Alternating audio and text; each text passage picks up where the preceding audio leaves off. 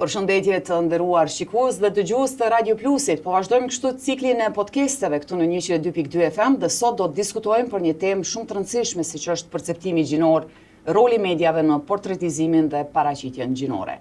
Në studio kam të ftuar Leonida Molliçaj nga organizata Çika. Faleminderit shumë që je pjesë e këtij diskutimi. Faleminderit për ftesën. Dhe nga ana tjetër kam Naile Demën, nënkryetare e bordit të AGK-s, Asociacionit të Gazetarëve në Kosovë. Faleminderit shumë Naile që gjete kohë për të qenë pjesë e këtij podcasti. Faleminderit për ftesën tonë. Si një shoqëri Kosova cilësohet si pluraliste me shumë media, të cilat tash sa kohë funksionojnë, por në fakt jo rrallëherë në këto media portretizimi i gruas jo domosdoshmërisht është në rolin e duhur. Shpesh ato mund të paragjykohen pikërisht nga ky portretizim apo edhe të diskriminohen varësisht nga situatat dhe temat të cilat diskutohen. Ju kujtoj që ky emision mbështetet nga misioni OSBE-s në Kosovë, pikpamjet e shprehura nuk përfaqësojnë domosdoshmërisht pikpamjet e OSBE-s. Po e nisim me juve Leonida, sa përfaqësojnë gratë në media dhe paraqitjet publike apo edhe politike në vend? Gjithmonë në media. Faleminderit shumë Dënjeta për ftesën edhe gjithashtu për idejimin e këtij emisioni apo podcast. Është shumë e rëndësishme me fol për rolin e medias në raport me përfshirjen, paraqitjen e grave. Aqë është e rëndësishme me fol se sa mediat janë tu ndihmu në avancimin e barazisë gjinore apo janë tu e penguat. Ajo që ka vrehet është gratë në media faktikisht diskriminohen dy forma. E para është nën përfaqësimi, i cili nënkupton ajo që çdo natë shohim në prime time, ku janë një kallabllak burrash të ulur në emisione që ngjajnë shumë me oda tradicionale shqiptare, ku gratë janë përgjithsisht pra të papërfshimet, nën përfaqësume, edhe ky nuk është problem veç pse janë shumica burra, pra nuk është në nivel vetëm përfaqësimi problem, po kjo tregon që mendimi politik, ekonomik e social në Kosovë është ndërtu vetëm prej një ane, edhe prej anës atyne që kanë pushtet, që fatkeqësisht atë pushtet përgjithsisht e përdorin për me shtyp pjesën tjetër të shoqërisë që janë gratë. Pra, nëse flasim për sa janë të përfaqësuar me gratë, atëherë na mjafton vetëm me i pa emisionet, me i pa prodhimet mediatike, ku gratë shumë rrallë janë përfshime edhe si burim i informacionit, edhe si të intervistuara në artikujt gazetaresk në Kosovë. Në anën tjetër, ajo që është hala më e dëmshme është edhe atëherë kur gratë janë pjesë e prodhimit mediatik në kuptimin e përfshirjes së tyre qoftë në artikuj, qoftë në emisione televizive. Ajo që ka shohim është shumë shpesh ato trajtohen ndryshe prej burrave, shumë shpesh stereotipet gjinore janë ato që i vrejmë mas shpeshti kur lexojmë ndonjë artikull për çështje gjinore, ku gratë paraqiten në rolin e viktimës, në rolin e personit që ka më pak rëndësi në shoqëni, shumë të shpeshta janë edhe lajmet ku gratë objektifikohen seksualisht, këtë po e them sidomos me gratë cilat janë figura publike në Kosovë, përfshi këtu edhe gratë e përfshime në politikë. Gjë e cila, sipas studimeve në botë, është dëshmuar që jo vetëm që është problem në nivel politikash edhe në nivel social, se çka nënkupton kur fëmia e vegjël së dritën përballë apo tu qenë pjesë e një paraqitje të tillë mediatike për gratë, po kjo i pengon edhe specifikisht gratë, të cilat janë personazhe të këtyne emisioneve apo prodhimeve tjera mediatike. Andaj mundem me thonë lirshëm që gratë janë tepër pak të përfaqësume në media në Kosovë, edhe ato herë kur janë të përfaqësume përgjithsisht janë me probleme. E që në fakt është një diskrepancë shumë e madhe Naile për shkak se shumica e gazetarëve ose udhëheqësit të emisioneve janë pikërisht gratë. Ju keni mbi 20 vite që punoni si gazetare, edhe gjatë gjithë kohës na kemi pa edhe në terren, edhe në redaksi të shumta të mediave në Kosovë, që shumica e gazetarëve kanë qenë pikërisht gratë apo vajzat të cilat e kanë përfunduar këtë punë. Pamja ma atipike ndoshta kanë qenë pjesa në veri kur ishte protestat dhe sulmi, kur gjitha gratë ndoshta që raportonin live nga vendi ngjarjes apo vajzat ishin vajza në fakt, derisa në studio pas dite apo në mramje, ishin pikrisht burrat ata që diskutonin për ngjarjen e zhvilluar gjatë ditës. Po, edhe në fakt Donjeta pikrisht këto është problemi, sepse edhe në databazën e AGK-s nëse i marrim edhe i shohim gjinin e antarëve, përqindja më e madhe është e grave, gazetare. Çka lën me nënkuptu që punonësit mediale në shumicë janë gra, por ideja është ku po vendosen këto gra. Po, unë kam qenë edhe në lajme edhe në moderim të emisioneve, qysh ka qenë edicioni special ose ora e fundit në Klan Kosova, kam qenë edhe në pozita pak më të larta menaxhuese, por nuk është që kam bri ndonjë grup deri në pozitën më të lartë menaxhuese të një mediumi. Edhe ideja është që kemi qenë disa raste, edhe vazhdojmë me qenë disa gra, disa raste, cilat mund është me i numru në gishtat e një dore, që marrin pjesë në jetën publike në prime time. Këto që the me të drejtë në shumicën janë gra, po mi u bashku kësaj që po thot Leonida, që portretizohen ato gra dhe ku vendosen, pa dasht me nënçmu rancin e emisioneve tjera edhe kohës tjetër televizive ose mediale, por kryesisht kur flasim për këto temat që konsiderohen të nxehta, ose kur flasim për ato që quhet prime time në televizione, temat zakonisht politike janë. Zakonisht janë temat politike, ose janë temat e dialogut, ose janë temat e sigurisë, ose të veriut, ose që përfaqësohen nga burrat. Që përfaqësohen nga burrat. Kryesisht prime time-et janë veç shihi televizionet tona. Do me thonë e kemi fitoren në RTK, po m'duket edhe nuk ka gra tjera që moderojnë udhëheqjen e emisione. Edhe në rastet kur udhëheqen, bashkë udhëheqen me një burr tjetër. Domosdoshmërisht i duhet dikush me pas një burr aty afër.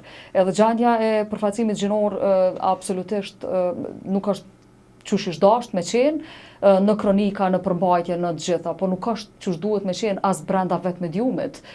Duke pas parasysh këtë situatën, pozitën në cilën janë gratë gazetare, AGK-ja e ka themelu tash me bordin këshillëdhënës, cilit bordi prind Leonida, e që ka të bëjë me pozitën e grave në media. Rrjeti i grave gazetare po i monitoron për sa afërmi, jo vetëm po i monitoron, po angazhohet aktivisht edhe në krijimin e kushteve më të mira, në vendisimin për të drejtat e tyre në vendin e punës, në vendisimin për të qenë të zëshme në kërkesat e tyre, për ta marrë pozitën që i takon, mos me prit me avon dikush tjetër e ngjashëm.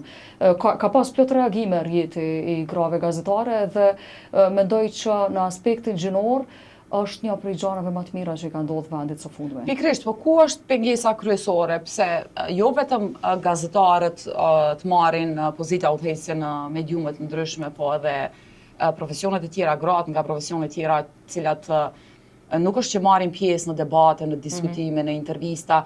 Shpesh ndoshta edhe unë personalisht e kam pas përvojën që kanë tregu që kanë obligime familjare, obligime të tjera në orët e pasdites dhe ajo i pamundson që dalin edhe në këtë pjesë të ditës në debate dhe kjo ndoshta është një vetë dorëzim nga ana e tyre që mos e shfaqin mendimin ose profesionin e vetë edhe në këtë drejtim. Cilat janë pengesat kryesore nga ajo që keni pa ju? Shko dë njët arsyeja ose diskutimit zakonisht për këtë çështje bëhet prej dy kandeve. Janë gratë gazetare, gratë aktiviste që përgjithsisht e kanë shumë më të qartë, pse ose ndihen shumë më pak të edhe të ftume, po edhe në ato raste kur janë të ftume e dinë që zakonisht nuk është ju përshtatet asnjë plan i medias jetës tyne edhe nuk janë respektuar në atë formë sa me qenë të gatshme me uftu edhe është me të drejtë diskutimi që bëhet për personave që udhëheqin emisione të caktuara, të cilët thonë që shikoj na kena provu, po nuk janë tu ardh gratë. Tash, sipas neve, problemi kryesor është çush janë të ideume edhe çush funksionojnë emisionet në Kosovë, nëse po flasim specifikisht për emisionet. Bëhet me hile kjo në farformë që është ideja që, do me thonë, si që përmenda edhe me herët, me qenë pjesë e një qasi emisioni, ku nuk është ideja vetëm se janë burra, sepse na është këtu krejt jena të mësume me punu edhe me burra dhe nuk e kemi problem këtë. Nuk ka trosh lëkura. Jo, ma shumë jena përfshim bëtej e ma pak në anin edhe ma të lehtë mune me bo ndërhyrjen, po shumë problem me prit për i grave në përgjësi, grave profesioniste të fushave të caktume, që ti vetëm e thret disa orë para emisionit të thu, hajde sot në emision me folë për ekonominë, me folë për ligjin e punës, ndërkohë që në net, ti nuk e bo kur gjosi medium me i tregu asaj që për një me vlerëson mendimin e dikuj tjetër, e cila e ka edhe përvojën, po në këtë rast është edhe gru, po ti vetëm po pret ajo më ardh ty me të pushtohet në politika tua redaktoriale që cilat përgjithsisht janë seksiste dhe problematike. Shumica e emisioneve prapë po e ritheksoj, nuk është problemi vetëm të numri i burrave që janë prezent. Mënyra që trajtohen gratë në emisione është problem dhe duhet mundru. Përndryshe, kërkesa jonë që gratë me na ardh, nga vetë panelistët, nga politikat redaktoriale, cilat sipas meje do duhet të ishin më feministe, sepse në momentin që na brenda një emisioni e shohim si trajtohet një grua dhe një burr, kjo përgjithsisht ty ka me të dhënë shumë më pak qefin me shkuën gjatë emision, për shkak se ndihesh shumë më e pavlerësuar, po gjithashtu shumë shpesh kemi pas raste ku është përdor gjuhë seksiste pikërisht ndaj panelistëve, ose mënyra se si është dhoni fjala panelistës grua dhe burr ka dallu shumë. Andaj edhe me prit na për i grave që tash veç kanë më bë pjesë e disa emisioneve të cilat janë planifikuar të konstruktuar për me qenë emisionet odat burrave, është problem. Sepse ajo është ndoshta edhe kushti vetëm që ajo është kushti vetëm, andaj na kërkesa jon duhet me qenë që mu ndru formatet e emisioneve. Nuk ka kuptim me u pajtu me idenë që secili emision në Kosovë, që është në prime time, sot është veç një hapësin ku burrat plahen, gjithkush i thot gjithkujt gjithçka, edhe janë totalisht papërshtatshme për njerëz që dojnë me çu ide përpara. Do të thonë ti për më u bë pjesë në një emisioni, duhesh me bërtit më shumë. Tash për me bërtit më shumë, burrat shpesh janë më talentuar. Janë më talentuar për shkak të historisë, jo për hajsen. Plus që kur gratë përfshihen këtu debatet me bërtima, shpesh pa të drejtë identifikohen ose quhen si histerike, që është një term i cili përdoret për shoqënisë për me nënvlerësu zonën e grave. Andaj ajo çka unë po kërkoj nuk është vetëm u bë gratë pjesë e emisioneve, është gratë me u bë pjesë e politikave redaktoriale ato që janë gazetare, cilat prodhojnë emisione përmbajtësore që shtyn përpara edhe çështjet grave, edhe çështjet të gjithë njerëzve, drejtave të njerëzve në Kosovë, edhe e tjetra është që mediumet ndoshta bash refuzimi ka njëherë mundet me qenë mësim për ta, që me kuptu që edhe ata duhet me bo hapa që mi ofru gratë e profesioneve të ndryshme me u bo pjesë e panelit. Nuk munden pa ndryshu fare gjuhën edhe sjelljet me prit që kanë mu bo gratë pjesë e një gjuhë edhe një rrjetit të tillë që për moshë të jetë problematik edhe i papranueshëm. Të dalim edhe tek ato ankesat konkrete ose problematikat e cilat i keni shpërfaq gjatë gjithë këtyre viteve si organizat.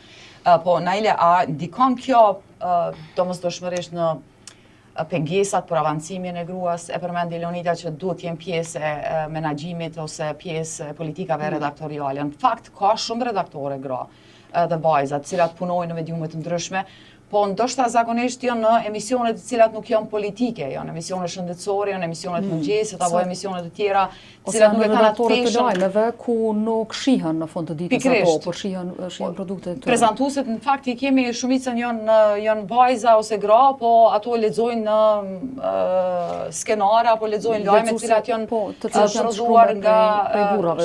Kjo është pikërisht një formë tjetër objektifikimit grave, ku kanë zgjedhur që gratë gazetare disa prej tyre më jallëdon rolin vetëm të prezantuesës, ndërsa plot gra tjera që bojnë shumë punë dhe hulumtim në terren janë prapasken.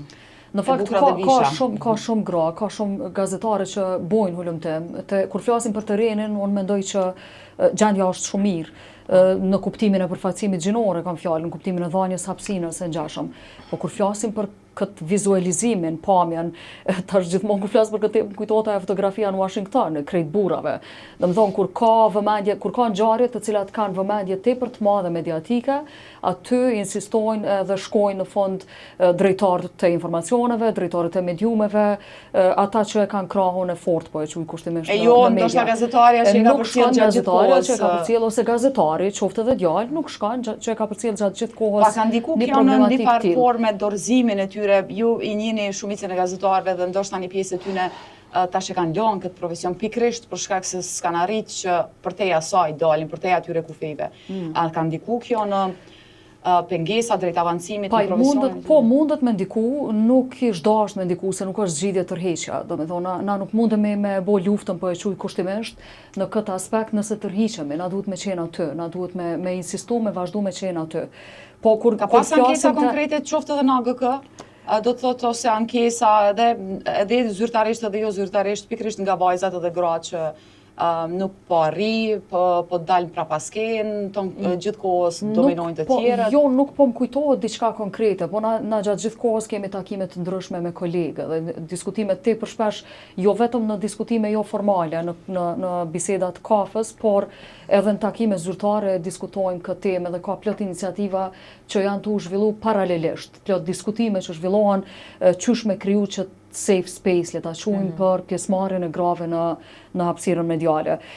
Tashun kam qenë edhe paneliste, kam qenë në rolin e panelistas në prime time, sa isha në klan në Rubicon, kam qenë edhe udhëhecë e Rubiconit. Do me thonë, kam qenë edhe drejtore informacionit në Radio Dugagjini, kam qenë edhe gazetare në terren, kam qenë edhe bashkëautore Krahni Burri. Që është arritje në një forme. Po, absolutisht, po në anën tjetër ideja çka deshta me thonë është që e di kam qenë në lëkurën e të gjitha kanteve dhe kanë vështrimeve dhe e di saktësisht qysh është ndjenja.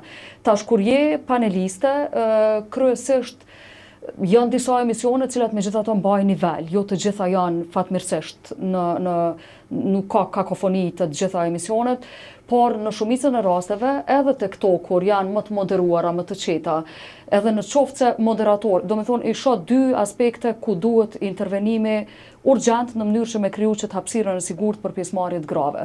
E para është reagimi i moderatorëve.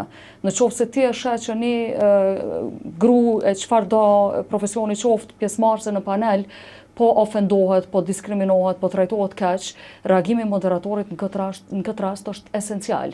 Do me thonë është jetik, duhet me reagu me njëherë. Duhet me reagu me njëherë, nuk duhet me toleru situata tilla. A ndodh kjo? Në anën tjetër, ndodh shpesh. Jo, a ndodh që reagojnë siç duhet apo në një forme? Jo, me reagu siç duhet nuk ndodh shpesh. Do me thonë i kalojnë, shpesh kalojnë ashtu. Se edhe kjo kakofonia, edhe kjo zhurma që ndodh në debate, realisht po çon ujë mulliri në një forme që po merren video të cilat po krijon dhe po bëhen virale, po shkëputen edhe ajo pastaj media ndoshta përfiton nga ajo për shkak të klikimeve, po në anën tjetër e dërgon gruan aty ku bëhet subjekti i komenteve negative dhe paragjykimeve. Unë bindja jam personale është kjo, nuk është që ka ndonjë dvan ose analizë, po mendoj që shkon përtej këtyre matematikave të klikimit, kjo sjellje dhe kjo qasje, fatkeqësisht. Është mendsi, është mënyrë jetese. Edhe mandej thjesht po e përdorim për klikime edhe për me shku me u bë viral. Po përveç moderatorëve të emisioneve edhe panelistët. Do me thonë edhe unë kam qenë pjesëmarrëse në panel edhe në emisione dhe i kam moderu në emisione që janë megjithatë një farë hapësire më e sigurt, nuk bërtitet, nuk flitet me terme të tilla, po çka ndodh kur e merr fjalën një gru është që krejt burra të tjerë panelistë marrin telefonin. Do me thonë edhe ti nuk i bjen që ti nuk je të fol me kërkan. Ata kërkojnë që ti me pas vëmendje në raport me ato si çfarë thonë ata. Ideja është që ti duhet me pas vëmendje. Nëse je me një panel, nuk ka asnjë logjik, asnjë kuptim, asnjë edukat, asnjë tregim respekti nëse unë nuk e ndëgjoj Leonidon ose ty çka po flet.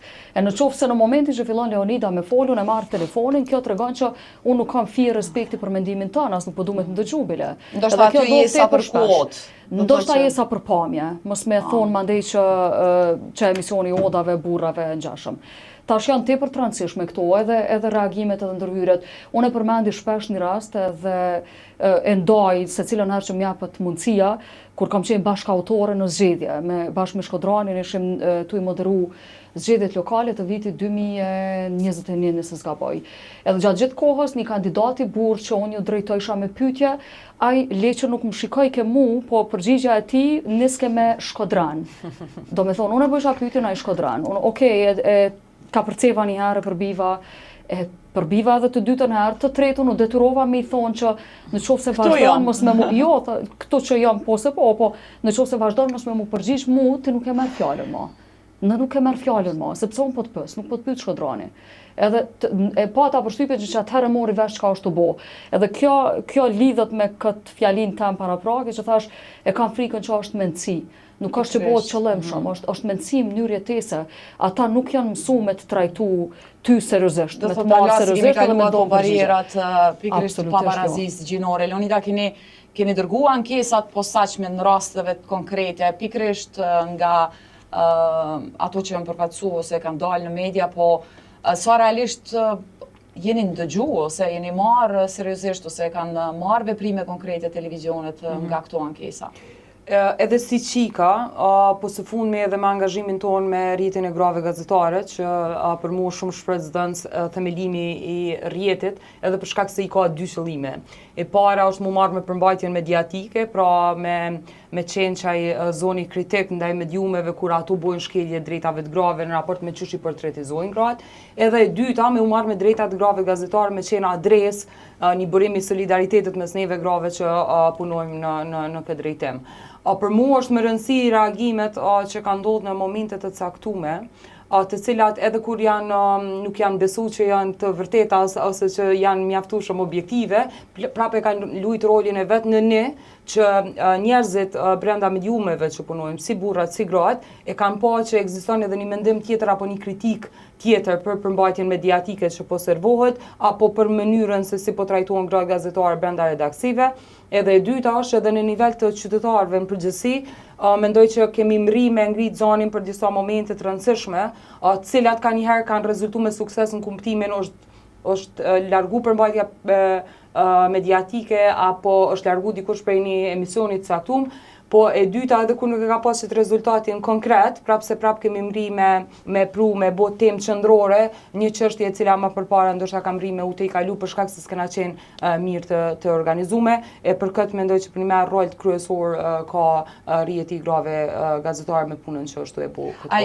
Në momentin kur ankoni drejt për drejt në një redaksi, tek një redaktor ose tek një pronar mediumi, merrni feedback, përgjigjen raport me ato, apo i bërini ndryshimet ndoshta në transmetim? Që me rjetin, po t'rregoj dy forma që jena të i bo. E para është jemi të trajnu gazetar për barazin gjinore, për temat edhe konceptet kryesore të barazis gjinore, po edhe si duhet me raportu ndjeshëm për çështje gjinore. Pra, si duhet me raportu për rastet e dhunës në familje, sepse po e marr pak kohë këtu me shpjegu, po shkeljet më të mëdha ndodhin bash aty ku nuk e presim, që është rastet e dhunës në baza gjinore apo dhunës në familje ku shumica e viktimave janë gra. Kjo, siç e shpjegoj shumë mirë në Ailja, jo patjetër vjen prej idesë që dikush është të dashur gazetar ose mediumi është të dashur me bë dëm për rastin ose për çështjen, po ka njëherë vjen edhe për shkak mungesës vetdijes që e kanë lidhur me ç'është duhet me raportu për këtë rast, apo të përshtatjes me mendsinë që e përmendën më herët, të mendësisë patriarkale faktikisht që gruan e sheh më pak se sa burrin, apo mënyrën e zgjidhjes së situatave të caktuara e sheh gabimisht.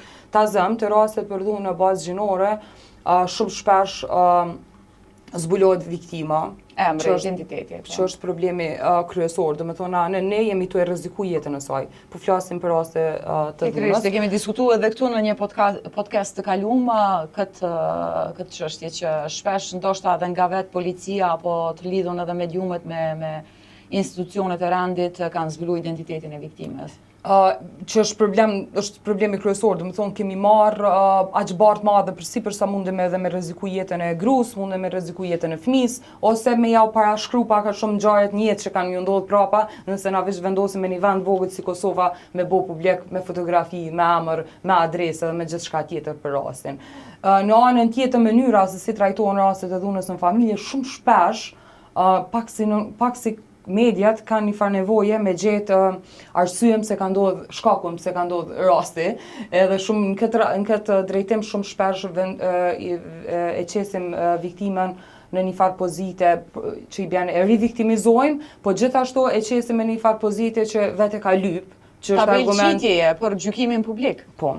Edhe ajo çka vrehet në këtë rast, që e theksut edhe ju më herët, është që media le që po bën vetë probleme dhe gabim në mënyrën që po i paraqet këto raste, po jep një mundësi të hatashme për komente në rrjetet sociale, cilat pastaj munden me qenë shkatruese për jetën e grave në këtë rast që janë viktima. A duhet në kronikat e tilla me pas një farë kufizimi qoftë edhe për komente, sepse ndoshta është edhe roli mediave në ile që me ndiku në te kalimin e këtyre barierave patriarkale ose Po, e kemi diskutu këtë çështje Donika Donjeta, e diskutum këtë temën nga trimit tamrave dhe që e kemi diskutu jo vetëm në raport me komente që japën në raport me gratë, po në përgjithësi me dhunën online që është e tmerrshme dhe eskalimi i gjuhës, polarizimi, akuzat, kundrakuzat, domethënë është një ambient i tmerrshëm.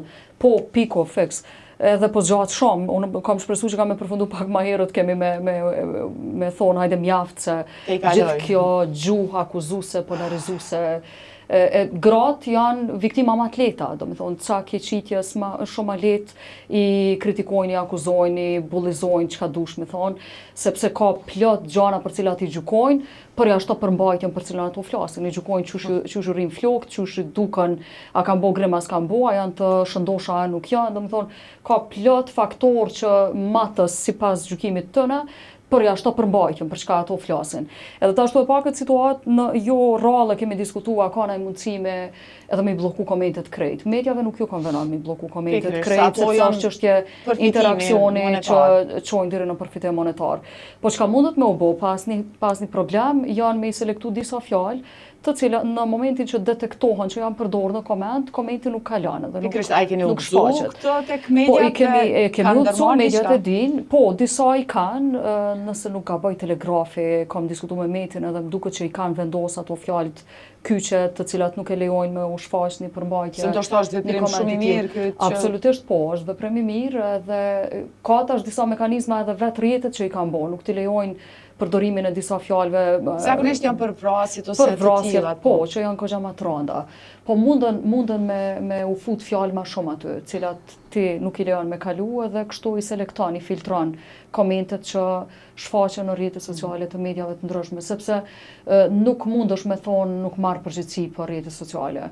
Në qoftë se rrjetet sociale janë përkatësi e një media, pronën një mediumi, normalisht dush me marr përgjegjësi edhe për përmbajtjen aty. Po tash problemi është që neve po na ndodhin shpesh që si komente edhe live edhe s'po i kontrollojnë.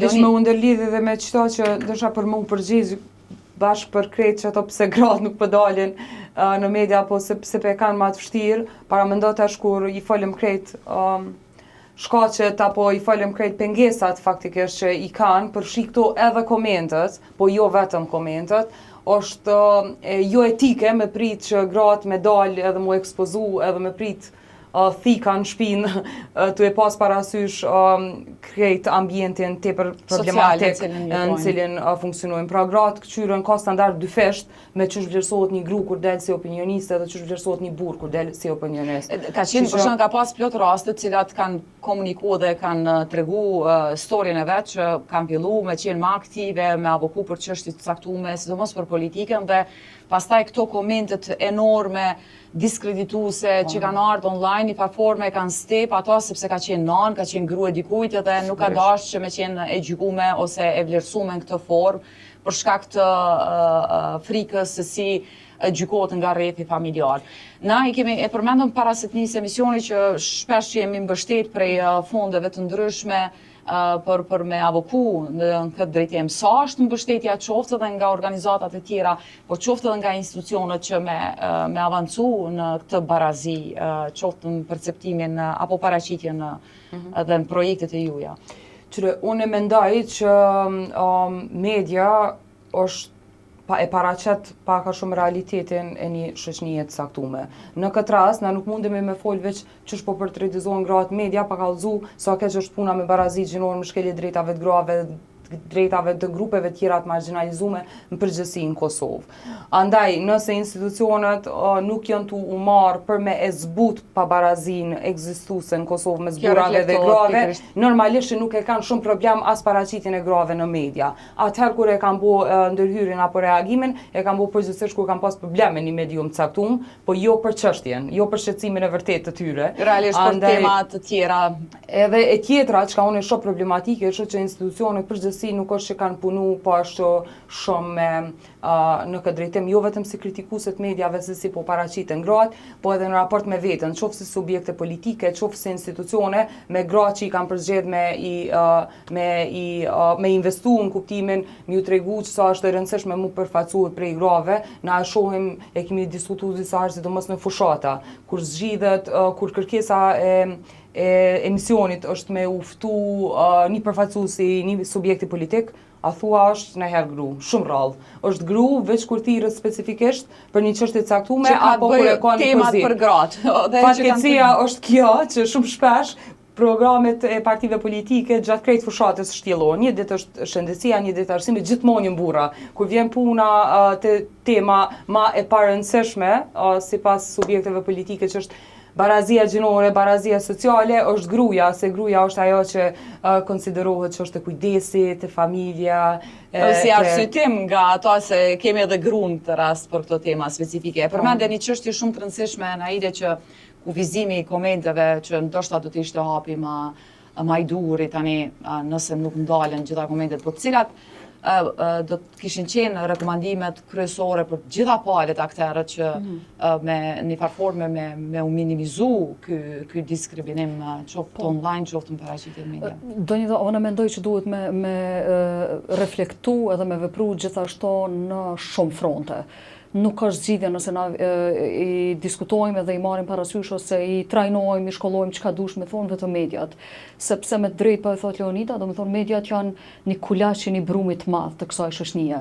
Edhe nuk ka qysh ndryshe me qenë. Na jemi këta, nuk dallojmë as në media, as në shëndetësi, as në arsim, as kurkon. Çështja është pothuajse e njëjtë. Tash çka duhet me bëu, unë mendoj që duhet me fillu me te pika kyçe për një plan shumë afatgjat, është te arsimi parafillor, te arsimi te kopshtet, te familja, te fëmijët, me u rrit me çat çësjen e barabarësisë, edhe me u rrit me çësjen e të ndjen, me u ndje që i përket kësaj shoqënie, mos me u rrit çikat tu e pas ndjenjen që janë ma pak, edhe mos me u rrit djamt me ndjenjen që ata janë ma shumë në familje. Edhe do me thonë është problemi fillon prej aty. Tash çka mundet me u bë me njëherë është mundësisht me imponu me gjetë një mënyrë qysh me imponu, sidomos në media, me qenë se ndikimi është shumë i madh prej kur dal një portretizim bëhet në media dhe kur portretizimi ndodh dikon tjetër, e dim çfarë ndikimi ka media. Tash çka duhet me bë, ndoshta këshin mirë me vazhdu, me i trajnu, me bë presion në kuptimin pozitiv të fjalës të njerëz që bojnë politika redaktoriale në media, qysh me i portretizu gratë dhe qysh me qenë ma të përfshime gratë, sepse nuk mjafton thjesht mi pas dy gra ose një gru në një debat televiziv. Në aspekt numerik. Në aspekt numerik, nuk mjafton. Ka vend për pafundësisht në media qysh me portretizu një gru normal, që ashtu qysh i takon me portretizu, pa kërku ma shumë, na nuk po kërkojmë, as më pak, as më shumë, po drejtën e barabartë. Veç të drejtën që i takon. Mundet me pas si politika si BBC, nëse nuk ka bëj, ka 50-50, jo vetëm në staf edhe në paraqitje, po i ka edhe në kronika. Në qoftë se ti e bën një kronik me 4 burime, 2 prej tyre kanë me qenë gra. Dhe kështu besoj që normalizohet, mësohen njerëzit me i pa gratë të folë edhe për shkencë, edhe për teknologji, edhe për makineri, edhe për kuzhinë, edhe për spitale, për gjithë shka, do me thonë, për gjitha temat që ato din me bo. Të është faqe që pavarësisht këtyre pengesave ka shumë story të suksesit dhe gra që e kanë dalë tjenë në kështu, dhe ne sot ndoshta nuk arritëm që t'i shtjellojmë gjitha çështjet në këtë drejtim, po të paktën një përpjekje edhe nga Radio Plus në këtë rast për dhënë një zë dhe për dhënë një vlerësim për situatën që ishte këtu. Zakonisht këto diskutimet me dy musafire ka speciale do të mund të kishin zgjatë shumë, po do ta përmbyllim këtu këtë edicion të podcastit. Faleminderit shumë Naile që ishe pjesë e këtij emisioni këtu në Radio Plus. Faleminderit për ftesën. Dhe faleminderit shumë Leonida që më gjete kohë dhe më ndave me ne gjithë eksperiencën tuaj dhe punën tuaj si në rrjetin e grave gazetare, po edhe në organizatën Qika. Ky emision mbështetet nga misioni i OSB-s në Kosovë. Pikpamjet e shprehura nuk përfaqësojnë domosdoshmërisht pikpamjet e OSB-s, ndërkaq ne këtu po e mbyllim këtë edicion të këtij podcasti. Faleminderit shumë që na ndoqët.